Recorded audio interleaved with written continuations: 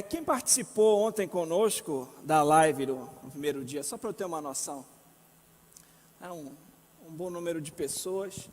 Nós começamos a trabalhar ontem, né? A teologia bíblica de Adão a Cristo. Esse tema, teologia bíblica, ele é muito, mas muito importante. A gente vai conversar rapidamente para lembrar um pouco do que conversamos ontem, mas eu creio que todos vocês, quando começaram a ler as Escrituras, quando você se converte e alguém diz, olha, a Bíblia é importante, você tem que ler a Bíblia, você começa a ler as Escrituras, talvez algumas perguntas podem surgir. Você vai lendo ali o Antigo Testamento, o que significa essa aliança que Deus fez aqui com Noé? Por que, posteriormente você vai continuar lendo, por que tinham tantas cerimônias aqui? Para que tantos sacrifícios de animais? Como essas alianças, essas cerimônias, como elas corroboram para o desenvolvimento da história? Qual é o grande tema da Bíblia? O que significa a vinda de Jesus Cristo? Como nós encontramos Cristo no Antigo Testamento? O que passou, o que era parte da velha aliança e não faz mais parte dos crentes da nova aliança hoje obedecerem? O que nós devemos viver? Os 10 mandamentos, eles servem para nós hoje? As cerimônias do Antigo Testamento, elas devem ainda ser observadas? Por conta de uma confusão nessa área, ontem nós estávamos conversando, né? Que é o que eu falei com uma moça no hospital, e ela estava muito preocupada, ela era uma nova convertida, começou a ler a Bíblia, e não sabia se ela podia ou não comer carne de porco, né? Porque ela estava lendo Levítico, se eu não me engano, algum livro ali do Antigo Testamento, e aplicando direto para a sua vida. Então, a teologia bíblica, ela vai nos ajudar a compreender o enredo das Sagradas Escrituras quanto a um só livro. Os 66 livros da Bíblia como uma grande história que culmina no nosso Senhor Jesus Cristo. Nós vimos que a teologia é a ciência da revelação, a ciência da Escritura. Nós vamos estudar, né, a revelação de Deus. E a teologia, ela tem várias ramificações. Nós falamos que existe a teologia sistemática, que busca sistematizar as doutrinas da Bíblia. Por exemplo, a soteriologia, a doutrina da salvação. Ela vai procurar onde a Bíblia fala de salvação e vai sistematizar e colocar para a gente lá. Tem a teologia pastoral, que vai se preocupar com a aplicação prática. E tem a teologia exegética, que ela se preocupa em extrair o ensino da Bíblia no seu contexto, certo? Então, muitos entendem que a teologia bíblica, ela é um ramo, né, dessa grande doutrina que é a teologia exegética, certo? Então, a teologia bíblica, ela se preocupa com isso. Vamos avançar aqui? Olha, eu trouxe uma definição, né? Teologia bíblica é um modo de ler a Bíblia como uma única história de um único autor divino que culmina em quem Jesus Cristo é e o que ele fez. Então, cada parte da Escritura é entendida em relação a ele. A teologia bíblica nos ajuda a entender a Bíblia como um grande livro, constituído de vários livros menores, que contam uma única grande história.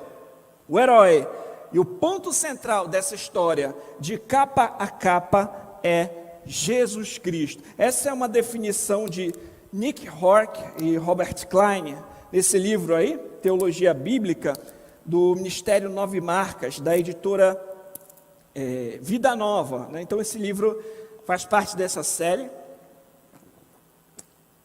e aí ele mostra claramente esse ponto que nós estamos falando aqui, entender a Bíblia toda como um único e grande livro. Pode passar? A teologia bíblica busca compreender o enredo das Escrituras quanto um só livro. Quando nós observamos esse grande enredo, que pode ser resumido em 4 pontos: criação, queda, redenção e consumação, nós entendemos que a nossa compreensão do enredo da Bíblia vai moldar a nossa cosmovisão, molda a nossa visão de mundo. Por exemplo, criação.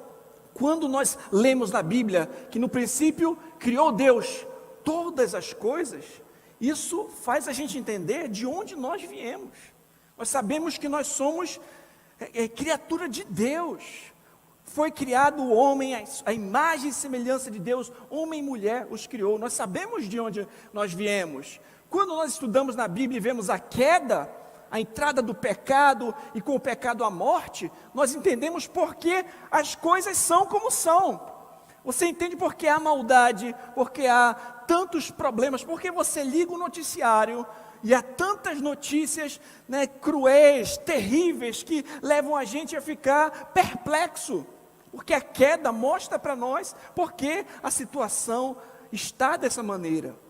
Mas todos nós também, pelo menos nós cristãos, nós conhecemos um caminho de salvação. Quem é esse? O nosso Senhor Jesus Cristo, a redenção. Então aqueles que estão em Cristo são nova criatura, são salvos, Nós estávamos nas trevas, agora estamos na luz em Cristo Jesus. Somos nova criatura em Cristo. Ele é o nosso Senhor, Ele é quem nos redime, Ele é quem resolve o problema do pecado. Então nós sabemos qual é o caminho para a redenção, que é Cristo. E nós também sabemos que a morte não tem a palavra final. Nós temos também uma noção de futuro, a consumação de todas as coisas. Nós aguardamos a segunda vinda de Cristo, nós aguardamos novos céus e nova terra, onde habita a justiça. Nós não ficamos desesperados diante das circunstâncias, porque sabemos que Deus está no controle de tudo. Então, a nossa perspectiva de uma teologia bíblica, de uma compreensão geral da história da Escritura, molda a nossa cosmovisão, molda a nossa visão de mundo. Tanto de saber de onde nós viemos, por que as coisas são como são, onde nós encontramos redenção e o que nos espera no futuro. Então, daí a grande importância de estudarmos teologia bíblica. Vamos avançar um pouquinho? No livro do Nick Hork, do Robert Klein, eles resumem, fazem um resumo do enredo bíblico nessa frase: Deus, o Pai, enviou seu Filho por meio do Espírito para conquistar um povo para a sua própria glória. Então é um resumo em uma frase só para a gente ajudar a gente a compreender mais ou menos do que se trata esse grande enredo, do que se trata essa grande história bíblica. Um puritano chamado William Ames, pode passar, por favor? Resumiu da seguinte maneira: o Antigo e o Novo Testamento podem ser resumidos a estas duas coisas. O Antigo promete o Cristo que viria.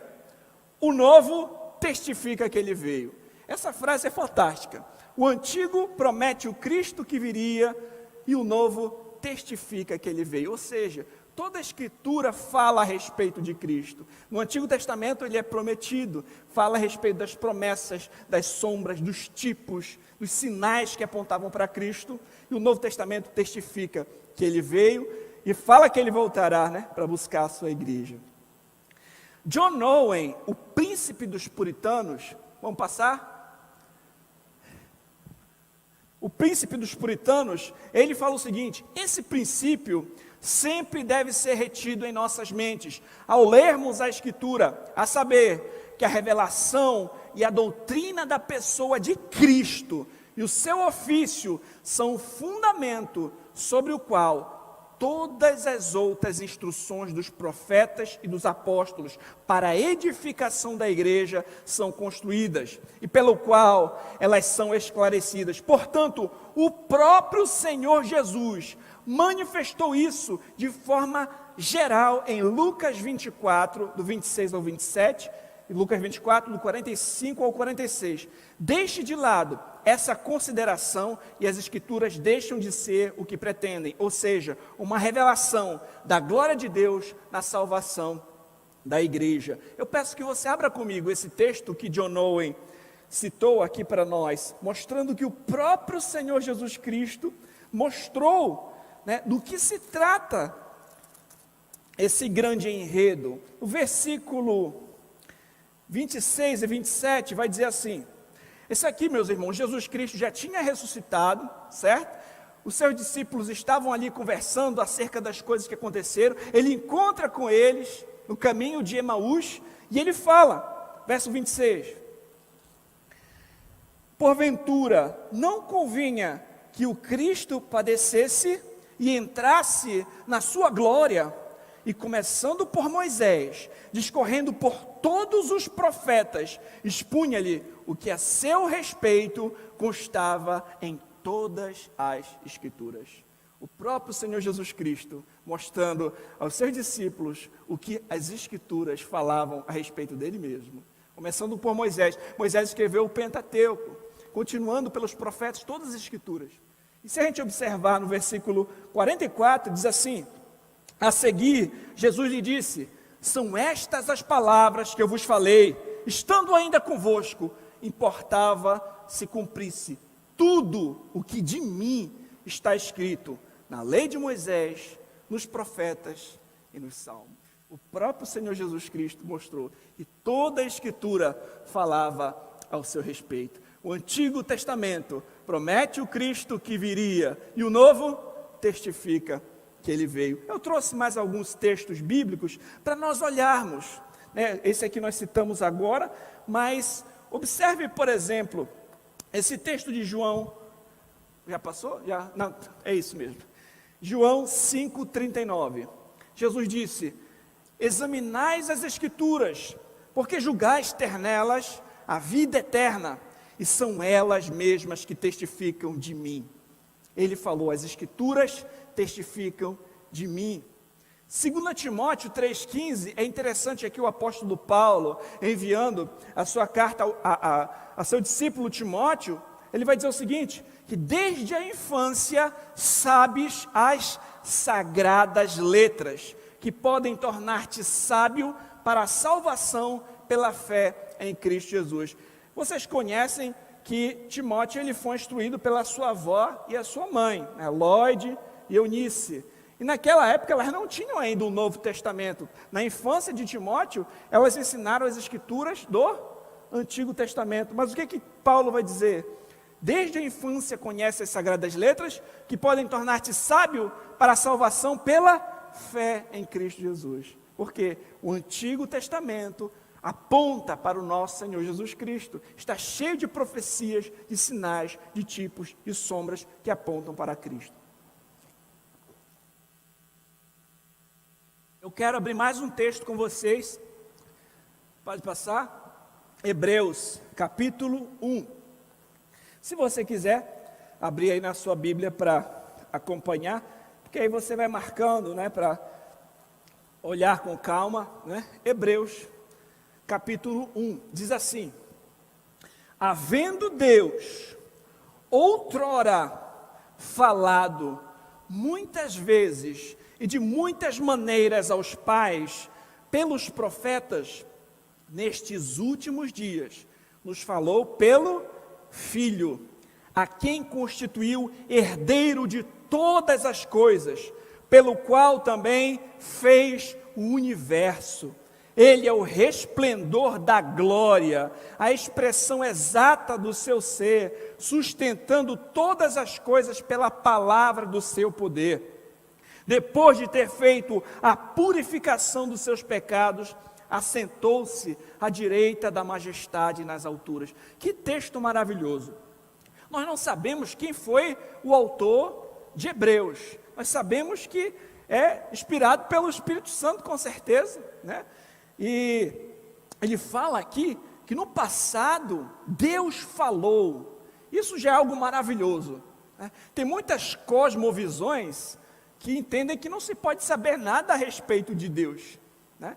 O niilismo vai dizer que você não pode saber nada sobre nada. O deísmo vai dizer o seguinte: olha, Deus é como um relojoeiro que deu corda no relógio, deixa ele funcionando e vai embora. Ou seja, Deus criou o mundo, deixou as coisas funcionando, mas não se relaciona com a sua criação. Mas não é isso que a Bíblia diz. A Bíblia diz que Deus falou. Isso já é algo maravilhoso. Deus falou. Quando a gente estuda a teologia, quando vai estudar a Bíblia, a gente observa que os céus proclamam a glória de Deus. O firmamento anuncia a obra de suas mãos. Só de nós contemplarmos a criação, já nos é revelado o Criador, não é verdade? Você observa tudo que Deus criou e isso já mostra, já nos torna indesculpáveis diante de Deus. Entretanto, ainda assim o Senhor, através de muitas formas, teofanias, revelações, sonhos ao longo da história, no passado, pelos profetas, Ele falou, Ele se revelou de maneira especial. E essa revelação está registrada nos livros das Escrituras. Aqui, ele falando no passado, dos livros do Antigo Testamento. Como foi dito, o Antigo Testamento aponta para o Cristo que viria, promete o Cristo que viria. E Deus falou de muitas vezes, de muitas maneiras. Por exemplo, quando você observa ali as teofanias, aquelas aparições, manifestações visíveis no Antigo Testamento, a sarça ardente, quando Deus fala ali com Moisés, ou quando Deus guia o povo através de uma coluna de nuvens de dia, através de uma coluna de fogo de noite, o Senhor falou, o Senhor se revelou de muitas formas pelos profetas no passado, mas nos últimos dias Ele falou pelo Filho. Quando a gente vai observar o início do Evangelho de João, quando vai dizer que no princípio era o Verbo estava com Deus e o Verbo era Deus, e o Verbo se fez carne, posteriormente ele fala, e habitou entre nós. Então Cristo é uma revelação superior, Ele é o próprio Deus conosco, Emanuel, é o Deus encarnado, é o Filho de Deus que vem e habita, e fala, e mostra a revelação de Deus, expressa a revelação de Deus de uma maneira muito especial e gloriosa. E aqui ele qualifica quem é o Filho. O Filho é o herdeiro de todas as coisas, é aquele pelo qual o universo foi feito, ele é o resplendor, é aquele que brilha a glória, ele é a expressão exata do ser divino, ele sustenta todas as coisas pela sua palavra, ele é quem fez a purificação dos pecados, ele veio ao mundo, nasceu de uma virgem, perfeitamente Deus, perfeitamente homem, vive uma vida perfeita, entrega-se como um sacrifício na cruz do Calvário, para pagar o preço por todos os pecados daqueles que nele creem, é morto, sepultado, e ao terceiro dia ressuscitou, ele fez a purificação dos pecados, e assentou-se à direita da majestade nas alturas. Só nesse breve trecho das Escrituras, nós vemos os ofícios de profeta, sacerdote e rei do nosso Senhor Jesus Cristo. Deus falou por meio dele, ele ofereceu purificação de pecados, e ele fez a purificação de pecados, e ele reina à destra de Deus nas alturas. Então esse é o Filho, a gente vê nesse texto, que no Antigo Testamento, no passado, Deus falou de muitas maneiras, nesses últimos dias, através do seu Filho. E aqui, meus irmãos, nós vamos avançar mais um pouquinho. Eu trouxe para vocês aqui um esquema que eu elaborei para, de maneira didática, nós compreendermos esse enredo. Quando a gente falou de Adão a Cristo, tem dois motivos, O primeiro motivo é porque nós vamos trabalhar desde a queda de Adão até a redenção, a nova aliança em Cristo.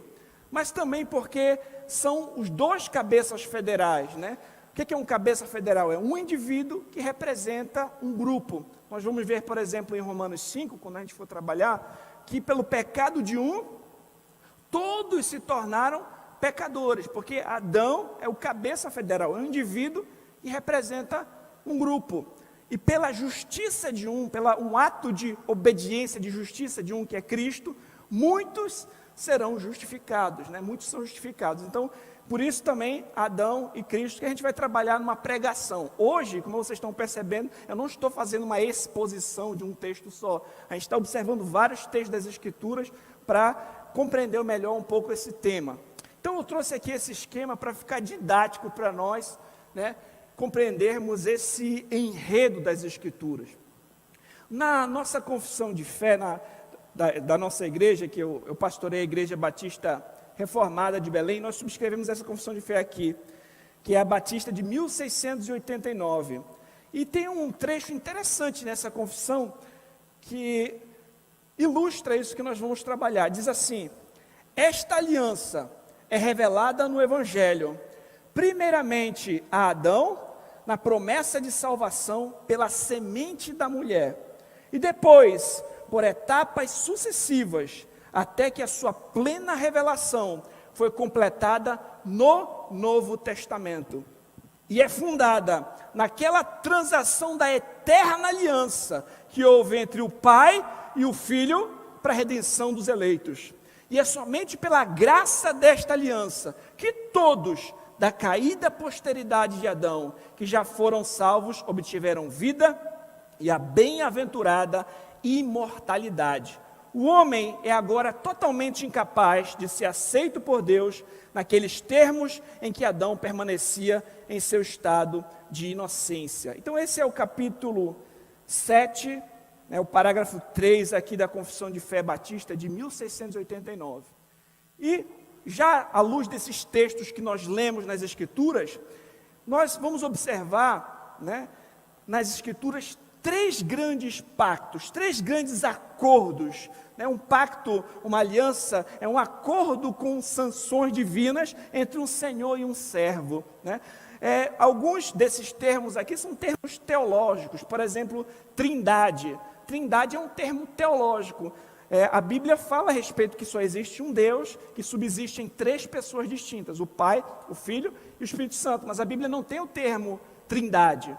Da mesma forma, o termo pacto de obras, ou pacto da redenção, pacto da graça, não são termos que você vai encontrar literalmente na Escritura, mas o seu conceito é encontrado lá. Por exemplo, o que é o pacto da redenção? É um acordo entre as pessoas da Trindade, antes da fundação do mundo, para a salvação de um povo eleito na história, em que o Pai determinou, o Filho executou e o Espírito aplica no coração dos seus servos. Abra comigo, por favor, João, no capítulo 17, o Evangelho de João. Nós observamos alguns lampejos da eternidade aqui nessa oração sacerdotal do nosso Senhor Jesus Cristo. João 17:4 diz assim: eu te glorifiquei na terra, consumando a obra que me confiaste para fazer. E agora glorifica-me, ó Pai, contigo mesmo, com a glória que eu tive junto de ti, antes que houvesse mundo. Então aqui o filho orando ao Pai: olha, eu consumei a obra que o Senhor me deu para fazer, agora me leva para a glória que eu tinha antes da fundação do mundo. Se você abrir Apocalipse capítulo 13, versículo 8, diz assim: e adorá-lo-ão todos os que habitam sobre a terra, aqueles cujos nomes não foram escritos no livro da vida do Cordeiro que foi morto desde a fundação do mundo. Se nós observarmos Efésios, no capítulo 1, Efésios 1, versículo 4, diz assim: assim como nos escolheu antes da fundação do mundo, para sermos santos, irrepreensíveis perante Ele em amor, nos predestinou para Ele, para a adoração de filhos por meio de Jesus Cristo, segundo o beneplácito da sua vontade. Nós somos eleitos em Cristo antes da fundação do mundo. Cristo é o Cordeiro que foi morto desde a fundação do mundo. Ele fala que veio cumprir a obra que o Pai lhe deu e pede para ser glorificado com a glória que tinha antes da fundação do mundo. Então, o pacto da redenção é esse acordo entre as pessoas da Trindade para a salvação de um povo eleito na história. O que é um pacto de obras? É uma aliança condicional. O que é isso? Você obedece, você é abençoado. Você desobedece, você é amaldiçoado. E é o que aconteceu ali no Jardim do Éden. Tinha uma lei, tinha uma regra: da árvore do conhecimento do bem e do mal, tu não comerás, porque no dia em que comeres, certamente morrerás. Se Adão obedecesse a Deus, ele teria direito de comer da árvore da vida, viver eternamente, entrar no estado de glória para com o Senhor. Se ele desobedecesse, morte, certo? E a gente sabe que a morte tem 3 aspectos: morte física, morte espiritual e morte eterna. A gente vai falar sobre isso nas outras mensagens com mais calma. Mas o ponto é que é uma aliança condicional. Obedece, é abençoado; desobedece, amaldiçoado. Nós sabemos que Adão obedeceu ou desobedeceu a Deus? Ele desobedeceu, ele pecou, e o salário do pecado é a morte, né? Adão e Eva pecaram contra Deus, e Adão era o cabeça federal, é um indivíduo que representa um grupo, ele representa a humanidade, de forma que agora o ser humano, né, vai passar a morrer e já passa a nascer contaminado pelo pecado dos seus primeiros pais. Entretanto, em Gênesis 3,15, eu quero que você leia comigo este texto. Gênesis 3,15, o Senhor falou: porém, inimizade entre ti e a mulher, entre a tua descendência e o seu descendente. Este te ferirá a cabeça, e tu lhe ferirás o calcanhar. Isso os teólogos costumam chamar de proto-evangelho. É a primeira promessa, a primeira menção a respeito do evangelho nas Escrituras. Aqui, o pacto da graça, ele é prometido. Ele é revelado como uma promessa. O que é um pacto da graça? É uma aliança incondicional. Aquele é prometido. Esse pacto da graça, ele é prometido. E nós vimos ali no texto da confissão, que ele é revelado em Gênesis 3,15, e várias etapas ao longo do Antigo Testamento, ele vai sendo progressivamente revelado. E quando a gente fala de pacto da graça, a gente não está falando nada além da nova aliança em Cristo. Está falando a respeito daquele que viria para desfazer as obras do diabo, que é o nosso Senhor Jesus Cristo. Cristo é o descendente da mulher, né, que esmagaria a cabeça da serpente. Nós vamos observar, então, ao longo dessa história, que logo o primeiro casal, logo os filhos do primeiro casal, já nasceram agora afetados. A gente vai observar como Caim vai matar o seu irmão, né? Caim matou Abel. Caim depois vai ter um filho, Lameque, que também vai ser polígamo, vai matar também. E a gente vai ver que no desenrolar da história, né, a desordem, o pecado, a imoralidade no coração humano, a ponto de o Senhor lançar um dilúvio para limpar a terra de tanto pecado. Entretanto, vocês observam que ele preserva uma família? Noé e a sua família. Por quê? Para que a promessa possa se cumprir, para que o descendente possa chegar. E quando então passa o dilúvio, o Senhor faz uma aliança com Noé. E essa aliança, qual é o sinal dessa aliança? Um arco no céu. E o Senhor promete que não vai mais destruir a terra com o dilúvio daquela mesma maneira. Essa aliança com Noé traz estabilidade física para o desenvolvimento da promessa, né? Entretanto, depois do dilúvio, já acabou o pecado? Negativo. Deus tinha dito para eles se multiplicarem, encherem a terra. O que eles fazem? O povo quer se unir e construir uma torre que vá até o céu para tornar célebre o próprio nome deles. Torre de Babel. Aí o Senhor espalha ali, confunde as línguas, espalha eles, né? Ainda não está, o pecado ainda está lá, ainda não esse o Redentor, ainda não chegou. E posteriormente, de Ur dos Caldeus, o Senhor chama Abraão.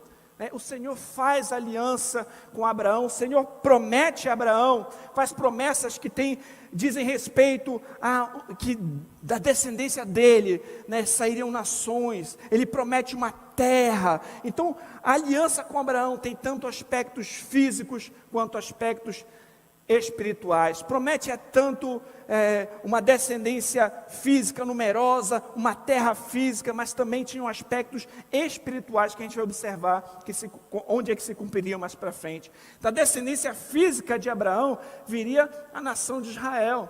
O Senhor tirou o povo do Egito, sob a liderança de Moisés, e no Sinai o Senhor faz então uma aliança com Moisés, como está clareando cada vez mais. E nessa aliança ele institui todo o sistema levítico, institui a lei, as cerimônias, e aquela nação é governada agora sob uma teocracia, e toda aquela nação de Israel, de certa maneira, está também preservando a linhagem do Messias, aponta para ele através de tipos de sombras, que a gente vai ver o que é isso daqui a pouco, e também serve como um desenvolvimento aí dessa promessa. Entretanto, meus irmãos, essa aliança também ainda não é o pacto da graça, também é condicional. Obedece, é abençoado; desobedece, é amaldiçoado, Servia para guiar o povo ali, na nação de Israel, mas ainda não é o pacto da graça cumprido. E posteriormente, depois dos juízes, vem os reis, aí teve o rei Saul, aí depois vem o rei Davi, e Deus faz uma aliança com Davi. Ele promete que um descendente de Davi se assentaria no trono para sempre. Meus irmãos, eu queria mostrar para vocês rapidamente como tudo isso daqui apontava para o nosso Senhor Jesus Cristo. O texto bíblico, em 1 Coríntios capítulo 15, eu não vou abrir esse aqui não, porque são vários textos, eu vou falar alguns, aí vocês podem ver depois em casa. Em 1 Coríntios no capítulo 15, e em Romanos 5, nós vamos ver que Cristo Jesus, ele é o segundo Adão, que pelo pecado de todos se tornaram pecadores, mas pela justiça de muitos serão justificados. O primeiro Adão, ele foi tentado no jardim, pecou no jardim. O segundo Adão, que é Cristo, foi tentado pela serpente, pelo diabo no deserto e prevaleceu. Nós vamos ver, por exemplo, que Jesus disse que assim como foi nos dias de Noé, vai ser na minha segunda vinda. Então aquilo que aconteceu com Noé, de certa forma também tipificava, apontava para o sacrifício, para a pessoa, para a segunda vinda do nosso Senhor Jesus Cristo. Abraão, aí eu quero que vocês abram comigo, Gálatas capítulo 3, por favor.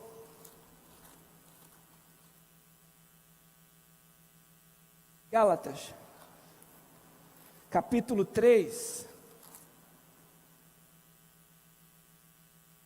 Gálatas capítulo 3, verso 16. Leia comigo. Ora, as promessas foram feitas a Abraão e ao seu descendente. Não diz, e aos descendentes, como se falando de muitos, porém, como de um só, e ao teu descendente, que é Cristo. Cristo é o descendente de Abraão, por meio de quem todas as nações da terra seriam abençoadas. É interessante que mais para frente, ele vai dizer no verso 28, dessarte não pode haver judeu, nem grego, nem escravo, nem liberto, nem homem, nem mulher, porque todos vós sois um em Cristo, e se sois de Cristo, também sois descendentes de Abraão e herdeiros segundo a promessa. Então Jesus Cristo é o descendente de Abraão, por meio de quem todas as nações da terra seriam abençoadas. A gente vai trabalhar amanhã o texto de Hebreus 8, hoje não dá tempo, mas ali nós vamos observar como Cristo, todo aquele sistema levítico, todos aqueles sacrifícios, apontavam para o nosso Senhor Jesus Cristo. Ele é o sumo sacerdote perfeito, Ele é o profeta perfeito, Ele ofereceu um sacrifício perfeito de uma vez por todas. Paulo vai chamar o nosso Senhor Jesus Cristo de Cordeiro Pascal. João Batista vai dizer, eis o Cordeiro de Deus que tira o pecado do mundo. Ele é um sumo sacerdote superior, porque ele é da ordem de Melquisedeque. Ele adentrou não só no Santo dos Santos, do tabernáculo, ele adentrou a destra de Deus, intercede por nós. Todo aquele sistema levítico apontava para o nosso Senhor Jesus Cristo. Ele é quem cumpre a lei perfeitamente. E eu quero que você abra comigo Atos no capítulo 2. Abra comigo, por favor, Atos capítulo 2. Que nós vamos ver agora a respeito dessa promessa sobre um rei que reinaria da linhagem de Davi. Atos 2, versículo,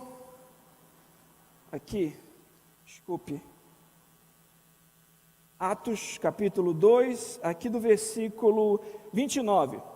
Irmãos, seja-me permitido dizer-vos claramente a respeito do patriarca Davi, que ele morreu, foi sepultado, o seu túmulo permanece entre nós até hoje. Sendo, pois, profeta, sabendo que Deus havia jurado que um dos seus descendentes se assentaria no seu trono, prevendo isto, referiu-se à ressurreição de Cristo, que nem foi deixado na morte, nem o seu corpo experimentou a corrupção. A este Jesus, Deus ressuscitou, do que todos nós somos testemunhas. Exaltado, pois, à destra de Deus, tendo recebido do Pai a promessa do Espírito, derramou isto que vedes e ouvis. Todo o Antigo Testamento, meus irmãos, está apontando para o nosso Senhor Jesus Cristo. Ele é o segundo Adão.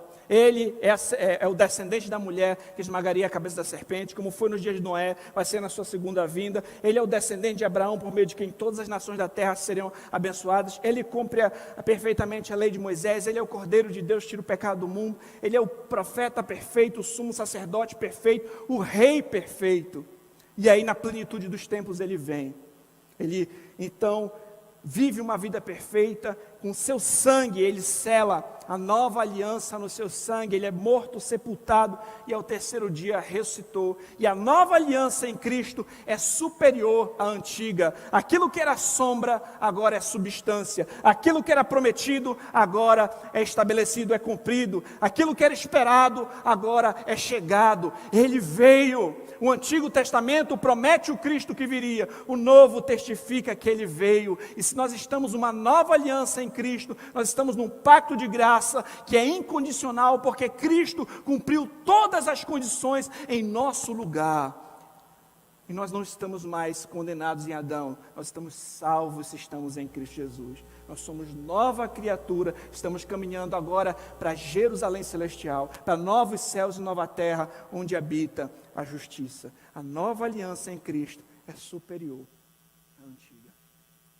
Esse é o grande enredo. E hoje Cristo já reina, né? Ele já está à destra de Deus reinando, mas ainda reinará na sua plenitude, na sua segunda vinda, né? Quando ele virá para a consumação de todas as coisas. E eu queria só concluir, que o meu tempo já avançou, mas com algumas reflexões aqui para nós, a respeito do que a gente viu hoje. Nós vimos, meus irmãos, que a queda de Adão afetou toda a sua descendência, porque Adão era o representante federal da humanidade. Nós vimos que um Salvador foi prometido desde Gênesis 3,15. Né? Nós vimos que essa promessa se desenvolveu ao longo de todo o Antigo Testamento por etapas sucessivas. Nós vimos que o cumprimento dessa promessa se deu somente na nova aliança em Cristo. Nós vimos que a nova aliança é a realização completa na história da eterna aliança da redenção, aquele acordo entre as pessoas da Trindade para a salvação de um povo. E nós vimos que existe apenas duas posições que os seres humanos podem se encontrar. Ou eles estão condenados em Adão, ou eles estão salvos em Cristo. Qual é a sua situação hoje? Você crê em Cristo de fato? Você de fato é uma nova criatura? Você de fato já se rendeu ao Redentor? Não existe outro caminho para a salvação do pecador em nenhuma época. Até mesmo os antigos, a Bíblia diz que Abraão creu em Deus, isso lhe foi imputado por justiça. Último texto para a gente ler e aprender mais um detalhezinho aqui. Romanos 4. Romanos 4 diz assim: